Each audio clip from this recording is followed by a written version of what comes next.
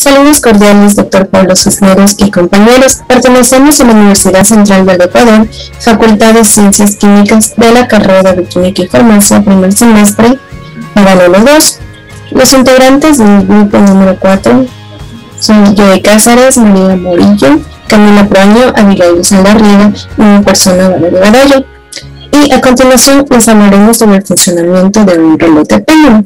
Antes de su invención, pasaron varios sucesos que comenzaron en el año de 1602, con el italiano Galileo Galilei, quien inició sus investigaciones acerca de los péndulos, descubriendo la propiedad clave que hace de los péndulos útiles para el cronometraje, conocido como el isocronismo, lo que significa que su periodo de oscilación solo depende de la longitud.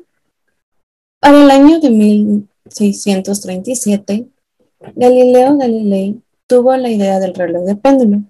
Sin embargo, su hijo, quien inició su construcción, nunca lo terminó.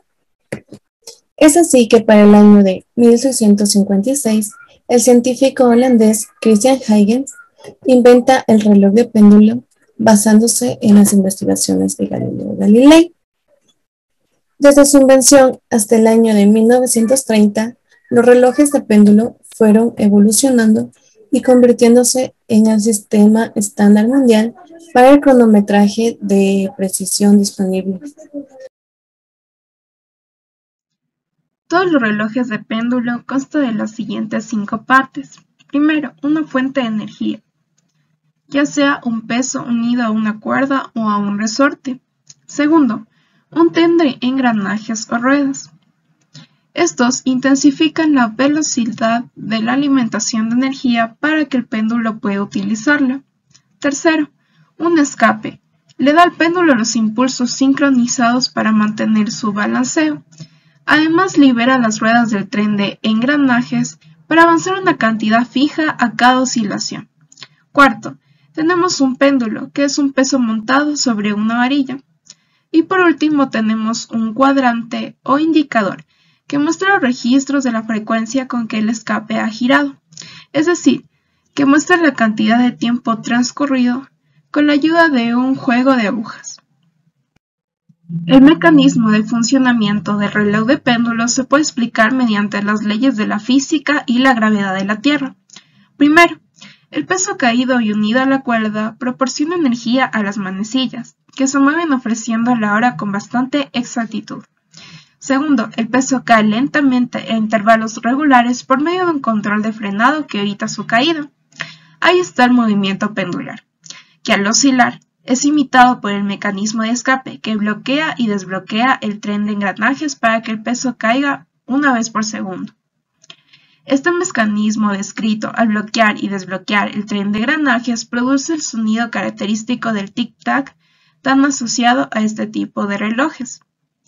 Según el diseño del reloj, el tiempo para enrollar el péndulo puede ser mayor o menor, ofreciendo artilugios más o menos pesados y capaces de almacenar energía potencial que duren años o tan solo unas horas. Efectos sobre la oscilación del péndulo.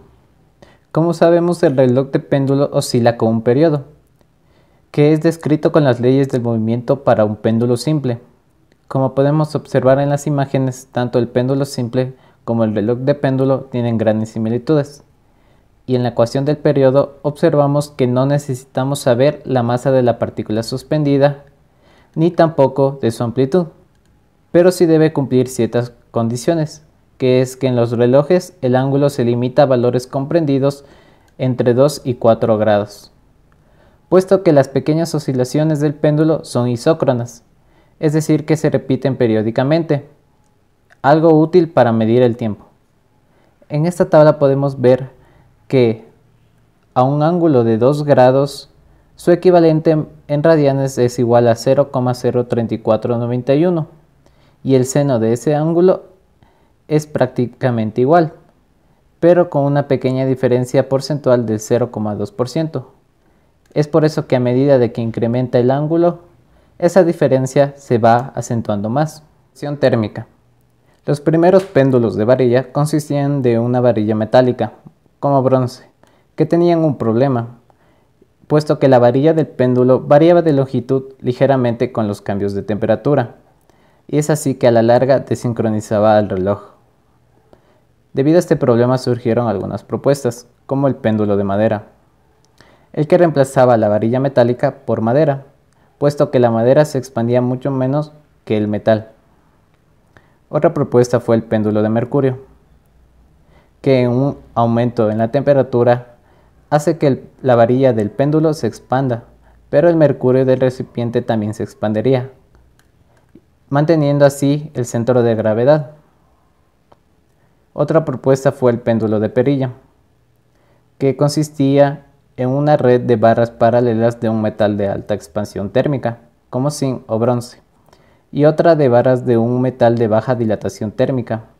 Es así que las barras de alta expansión térmica, esa expansión era compensada por los metales de baja dilatación térmica, manteniendo así su centro de gravedad estable. Otros de los efectos sobre la oscilación del péndulo es la fricción atmosférica. La viscosidad del aire a través del cual el péndulo oscila varía con la presión atmosférica, con la humedad y con la temperatura. Este arrastre también requiere energía, que de otro modo podría ser aplicada a extender el tiempo de marcha cada vez que se le da cuerda al reloj. Tradicionalmente, el péndulo se hace con una forma lenticular estrecha, optimizada para reducir la resistencia del aire, que es donde se pierde la mayor parte de la potencia de accionamiento de un reloj de calidad. Otro efecto es la nivelación y ritmo. Para mantener la hora con precisión, los relojes de péndulo deben estar perfectamente nivelados. Si no lo están, el péndulo oscila más a un lado que al otro, alterando el funcionamiento simétrico del escape. Esta condición a menudo se puede apreciar de forma audible en el sonido tic-tac del reloj. Los latidos deben estar situados en intervalos uniformemente espaciados, con la precisión necesaria para producir dicho sonido. De lo contrario, se debe usar un nivel de burbuja o de una máquina de sincronización para lograr un ajuste más preciso. Otro efecto es la gravedad local. Dado que el peso del péndulo se incrementará con el aumento de la gravedad, y la gravedad local varía con la latitud y la elevación de la Tierra, los relojes de péndulo deben reajustarse para mantener la hora correcta cuando se trasladan de un lugar a otro. El péndulo de torsión, también llamado péndulo de resorte de torsión, se trata de una masa de simetría circular, suspendida de un alambre de acero para muelles dispuesto verticalmente. La rotación de este péndulo retuerce el resorte de suspensión en ambos sentidos alternativamente, aprovechando así el impulso de la energía aplicada a la parte superior del alambre. El funcionamiento de este tipo de péndulo es independiente de la fuerza local de la gravedad, por lo que se ve más afectado por los cambios de temperatura que un péndulo oscilante no compensado. Por lo general es utilizado como un mecanismo de regulación en relojes de péndulo de torsión. Estos relojes de torsión son generalmente máquinas delicadas de carácter ornamental. Esto es debido a que el péndulo es muy sensible a los movimientos del reloj.